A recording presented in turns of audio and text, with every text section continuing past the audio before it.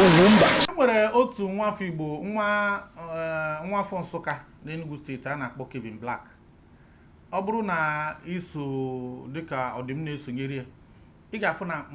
ọtụtụ mgbe ụmụ videos ndị ọ na-ewepụta na social media bụ videos eji amụta ihe. Enwere ofu nnewere necha anya mmiri chọọ ịgba m. Ya bụ ihe na-egosi na-ekwu okwu ihe anyị ma bụ na mbụ na ndị ndọrọndọrọ ọchịchị anyị ndị ọchịchị anyị na-eme anyị mpimpi n'anya ya bụ iwere nke iri emego iwere nke iri emego maka na mgbe ụfọdụ ihe na-bụrụ ometo a na-asị kedu ndị ọnọbụ n'ụra ka ọ gịnị ọ bụrụ na ị na-esonyere anyị na oge ime obi na UGWUMBA TV ị ga-afụ na enwego mgbe anyị kwuru okwu mgbe a na-akwado okwu elekshọn na Anambra steeti ọ bịara anọkọta ebido na-enye ndị ọsọ ya bụ ụgbọ ekperima na-achụgharị ndị be anyị na-enye ha ọsọ nke bụ na ọ dị ka gasị na obodo adịghị mma wee mewe elekshọn mechaa elekshọn ihe abụọ nwa one ka ọ bụ izu one emechara elekshọn kpọọ rizọlt apụta ma n'ọfịa ma liluo ọtụtụ obodo na Anambra steeti ọdụ akpa ọ dịzị ka gasị na aṅụ na agara kpọghe ebe ọdụ aṅụ na-anọ apụta gbawa ndị mmadụ epetike UGWUMBA. Okwu obodo anaghị mma dịkwana nke ojigoro echige n'azụ ụlọ na-achịtewe ọkachasị na Anambra. Nke Imo dịkwara iche na nke Imo bụ ndị Tiger Base ka a na-aya kịta mana nke Anambra gịnị na-eme? Adị confused maka na ime obi na-ekwubie before na amakwa that na achụkwara ndị achụ ha ga holidays maka na some of the time in politics anything can happen. O nwere ike eme special arrangement nwoke na ibe ka na ibe m because o nwere ihe ndị ọcha na-asị n'oyibo ndị ọcha ndị British say let us bury the hatchet. Hatchet bụ eji anụ ọgụ iwere mma gị n'ọgụ ije berie m nwere nke mberie echi niile obidokwa you go and eat your hatchet resume kwa mbodo ọgụ so ọ dị ka bury the hatchet ka emerụ unless no nwere deal akọrọ because November 8 ka emere election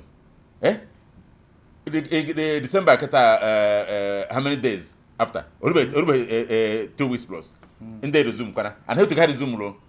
na ana-eme na ama na-eje na-ezo kịtazi nke Sunday ha jere na liru gbuo ụkọchukwu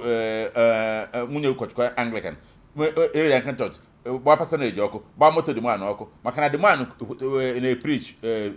Sundays ago si biko ife adịrọ mma mmadụ igbu nwanne ya na ndị otu esi kwụsị kwucha ya ọgwụchakwa ebe o sikọta egbu nwunye edobe n'ala gbara ihe niile ọkụ na-eje n'ihu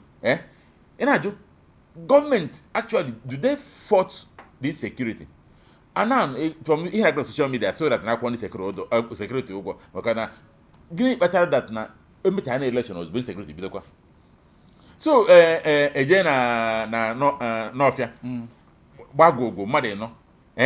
nke anyị fụrụ anya nke egosi na vidio maka o nwere ndị mgba ọtụ gasịrị gọọmenti ejego gọvanọ kere ihe okwu about it and ka assurance a na-enye ndị mmadụ nọ na Christmas nri ya na because ihe mana the kind of insecurity a na-ekwu obodo at na ha buteghị ebute nsogbu egbo nsogbu and o nwere ife pụta before now akụrụnta ndị ife nkụta na Facebook a sị na ha jere Nnewi ejiri akwa ndị polisi na ndị amị abịa mega arrest ma mega arrest akpụrụ gị onwe nke onye ọrụ kwasị akpụrụ echenọ ndị amị ọzọzi bụ na abidogo kpọwara nsọ arụkasị na 1 billion mgbe amego na-enyere ka gọọmenti na-eme okay now ka security na-eme ihe a bụ challenge kọpụtara security because na gọọmenti ekwesịghị ikuni si ọgịnị na-eme ife a okay ha na-eje na checkpoint yiri akwa ndị polisi apụta na-akwụsị moto afọ ezigbo moto akwụsị ị na-egosi akwụkwọ maka inyere ụja apaki gị ndị mmadụ eche na ọnọma polisi satin emeke ebukọ ha na-ji ego dị ya ọ bụ kidnapping gịnị ka polisi na-eme because polisi dị ga-eji normal things a na-afụ mana ihe ekwesịrị dị ka ọ dị so a na-ajụ gọvanọ o kwesịrị ya kunie kịta ya bụ chief executive ya bụ chief secretary of the state ka ọ nọ on the ground ka ọ mara ihe na-emenụ ka e nwee ike itikwa security ka obi ndị mmadụ nata ndị banye ekene m ụnụ ngwa ka egwu Soludo kunie n'ibu dike kunie dịka dike o kunie dịka dike ihe ji mara dike eluola Soludo nwamba fokunie ihe eji mara dike eluola ịbata na sekọntena ihe eji mara dike eluola biko kunie chekwa Anambra ihe eji mara dike eluola a ga-aga release egwu a mba si abụgodi first of all first of all ọ dị mma biko ajụjụ anyị na-ajụ bụ ọ bụrụ na e nwere majik emeburu na mbụ tupu election ya bụ ihe ji daa oyi biko si mekwa majik ahụ ọzọ ọ bụrụ na e nwere ndị a na-akwụba ụgwọ dịka ndị nche na ndị ihe na a na-akwụba ụgwọ ọ bụrụ na eji ha ụgwọ ọ bụrụ na kama tinye togeeti ọzọ na isi Ọnịsha na headbridge tinye 500 naira a ga na-anata ego a ga na-akwụ ndị vigilante itinye ya ma ya bụrụ na obodo dị mma nrute m ga-akwụ maka na ọ bụrụ na ichekwa ndị bilionia ịma mbọsị a Cubana chief priest na rurube ha ga mmezicha bie ebe ọ na-eme ihe na enwere nleta obodo si dị mma ma kedu afịa jụọ Igbokwe agbagburu unu ọkụ na-anabeghị ụlọ since more than 5 years si na ya ga-ana na Christmas a mana kịta egwu dị m ka ọ baa n'onye ọbụla of course amaghị m ka ndị ọganigwe enwere na Anambra biko ọ bụrụ na enwere ihe unu ga-agwa gọvanọ ma ọ bụ enyemaka unu ga-enye maka sekuriti abụghị ọrụ ofu onye ihe ọbụla bụ ihe onye ọbụla ma a ga-eme dịka m sọjesiri kịta si tinye togeeti na anyị ga na-akwụ ọ bụ eziokwu na mma nga Anambra na Krismas a aga m na Enugu be anyị ịma na ndị be anyị gote drone mana ị ga-akwụnụ bifo gị gafe ekwetara m na m ga-akwụ maka ọ bụrụ na ha kwụchikwa enu m n'ụzọ Ọka jide m ebe ahụ onye ọbụla bụ onye nwa afọ Igbo rute ha n'ebe ahụ ọkwụọ tinye ya na togeeti na-aba tinye ya na briji na-aba irute onye ọbụla kwụ ụtụ isi ọ kara anyị mma after anyị na-enyebu ọkwa togeeti juru na Igbo ndị polisi na ndị amị a na-atụrụ ụtụ na-enweghị ha na-eme so biko ọ bụrụ nke ahụ nke a bụ obi m ka m kwuru mana ọ bụziri na igwe na ị ga-atụ ụtụ mba ekwentị na ba because na ụmụ ekperima niile anata ego ka esi eru ndị aka na ịjụọ m asị m ke security fund anyị ka eji eme si igbo security fund energize this people then I like me ha na-emebu ndị AVG a ha nọ n'ụzọ ịpụta bụrụ big man drop ọrụ ha 500 1000 drop ọrụ fa ya bụrụ ọ bụrụ ego jebụrụ ihe ọbụla ha dị active gọọmenti ji na anyị nwere security fund sisi na-agba energize ndị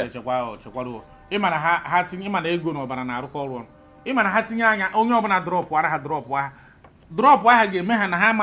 ama urotazi na mgbe adịghị n'egbe afọ esi enyi na-anata ego 200 500 ọ ga-emezi uche ha pụọ eze ma ha ga-enweta kashia gara anatara ha ya bụ ego mana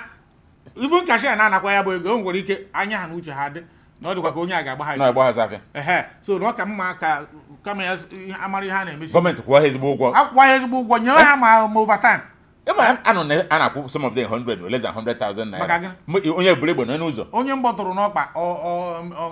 onye a decide ya ichi kịta na ya ga-eji ya kidnap mmadụ natagodo ọgodo 150,000 ga-asị na omeghe na ama ha na ya bụ egbe na-eme mmadụ onye ahụ ebido ihe ikwukịta nyere m uche kama ha na-ana ego n'ụzọ ndị big man ụnụ nata ndị vigilante nwere ebe ha nọgasị eje na encourage ha tiri ha ego eje na-etirife ego ha na-enwe obi aṅụrị Christmas a na-agba ya ọfụma ego n'ebe ha na-anọ ụfọdụ jee function eweta 1 million naira efe weta 500,000 efu iruo na nke ndị vigilante were 500,000 naira dewe ha na tebụl ha na-echisi mgbadị n'egbe ha agwọta ọgwụ ọnụfa na-akparị n'ụzọ ha gbaka eche ọgwụ agbaka achọ ụmụazị a so ihe na-ekwu bụ ka eme ka obi sie ha ike ihe nke nakọdo ife a Christmas ha na-agba Christmas ha rie ezigbo nri dobere ụmụ ha che na-anụchara nwaanyị ndị anụgbo nwaanyị bụ ọfụ ogiri epetike sọ nke m kwetere n'okwu anyị kwuru kịta bụ si ga mewe ihe na ha niile nwere ọfịs ya bụ ọ bụrụ na ị na-ana Disemba iruo ma ndị na-eme empowerment nta n'Imo ma ndị ga-ekere asị ihe na tupu ime ihe ọbụla buru akpa rice one na one buga n'ọfịs ha ibuga ya n'ọfịs ha ịnọ ebe ahụ ọsọkwa gị nọ ebe ahụ sị ịma foto nke ahụ agbasaghị anyị mana ihe ama bụ onye ọbụla sọpọtụọ ndị vigilante obodo ọbụla maka na sekuriti bụ ọrụ onye ọbụla na-echekwa ha bụ unu a ga-ebido na unu tax ndị unu na-anata Enugu akwụfụ na mba na-agba mbọ n'ihe gbasara sekuriti akwụfụ na anyị gota drone kamera ka o nwere oke mba o nwere forest guys na obiri ezigbo egbe ọ bụ ihe ezigbo ebe ọ eziokwu na practice m fụrụ ha na-eme dị m ka ndị boy scout mana ihe mma bụ na at least Enugu na-agba ihe gbasara security okwefere egbo na ofu ya ebunye onye maazị vigilante Anambra steeti a anyị achụrụ ndị kidnappers chụna ya Enugu m gwara gị na ọnụ na-enweghị ego igote n'egbe ụdị egbe ndị Enugu bunye ihe mba ihe nwere bụ ndị ntụ na aghụghọ ha epetike jikwuru nwayọ ọgwa eji m opinion m mana uche gị nke a rụrụ arụ onye pụ ime obi ka m sọ na nche ịtọsa Thomas mba iyipụ n'ime obi ikwukworo uche gị mana uche gị nke a rụrụ arụ nke bụ ị ga-akwụ ụdị okwu ahụ epetike hicha ọnụ meficha hicha ọnụ mana ihe m na-ekwu bụ na anyị ga-ebido na ndị Anambra na bi n'Enugu tax dịka ndị ọgaranya a na-erute ha na ha drọpụ steeti ọbụla were security vote nwee security trust fund ebe ọbụla ọ na-adịghị si tinye nwe maka ndị a niile na-awụ m ọpụ ịnata Krismas ọ bụrụ na ha anata ị ga-afụ na ekọnọmi ya n'Igbo ga-enwe nsogbu ndị bọsị na ha egbo mbọsị ana m agbafe ndị okesi ndị Edison ha niile afụbeghị m nke dị yọng mana ama m na ọ na-ego kwa afọ ọbụla ha niile na ha ekpopụta bọs ego moto afọ a dagoro 100,000 ndị Igbo ga-eju a n'Igbo erute ebe ahụ ma ụmụaka ga-abịa gbaga ticha ngwa ahịa mmadụ ka nwere ịga anụ ha asịsị sekuriti eme bọọsụ ga-anụ ha ọ ga-ekwe enwezi ga-abata họteelụ anyị na unu arụ n'ala Igbo agụụ ga-egbu unu dee na ọ bụrụ na sekuriti adịghị ọfụma ya bụ biko ndị gọvanọ ọ bụrụ na nchọ imelite ekọnọmi a n'Igbo steeti ọbụla ị nọ na ya biko hazie na ọnọdụ meenụ ka ya bụ sekuriti dị mma maka na ụmụaka anyị nwere mgbe ọ na-abụrụ Krismas bụ ụfọdụ ha dịka ha nara ka ha gbaa Krismas mana kịta ọ dị mma amaghị m ka ha na-ekwukwa agba Krismas m ka mgbe ahụ ka ha ji atatakwuzi aghọtazi m kịta ka ji akụta ego ha na-azụ sizin biko sizin unu agana na nke igbu nwanne unu maka na onye egburu nwanne ya onye riri nwanne ya na kpuo ji bụ ọnụ ya bụ epetiko pechara ya ọnọdụ ndị be anyị ekenekwa m unu biko ihe na ya ọbụla maka na anyị nọ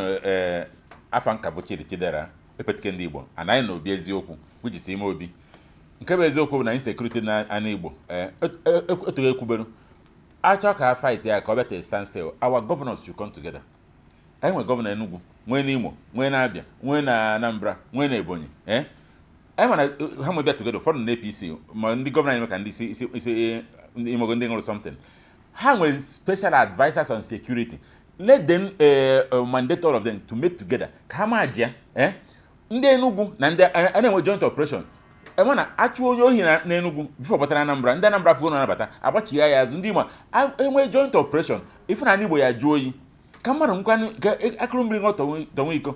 ana ha were ede kumgbe ọ dị forest dị na Igbo a na-agba n'Enugu a na-agba n'Abịa a na-agba ana-ebido agbaba ime ndị ama enwe help isi na ka bịanyere ndị aka ndị abịa eferet na ihe ụmụazị n'ime ha gba ọsọ ka ba anyị jụọ n'oyi for the time being because insecurity abịa mee kịta ife ha agazi ndị dị na-aka ọrụ maka inwe ike ịnọ n'ugbo ebe na-aka ọrụ bịa bụrụ gị ndị na-agba nta ha gbakụzi nta bụ ha nweke eje ịgba nta agba gị ebụrụ nta so biko nụ ka our governors tinye uchu n'ihe a na-eme amana security vote unu ka enyere ya ego Christmas nkọ mana ka ene half wete half edozikwazie ana Igbo unu erikwa ndị fọrọ afọ ndị ba ikene m unu ọ dị mana ịpịachi okwu ana m asị ọ bụrụ na ndị be anyị Jagaban abalị ole ka a sị na enwere queue n'ihe na ese ndị fighters jet fighter ọ ga-agba ihe na ebe ahụ na Cotonou na Benin Republic biko gaa ṅụtanụ ya bụ jet fighter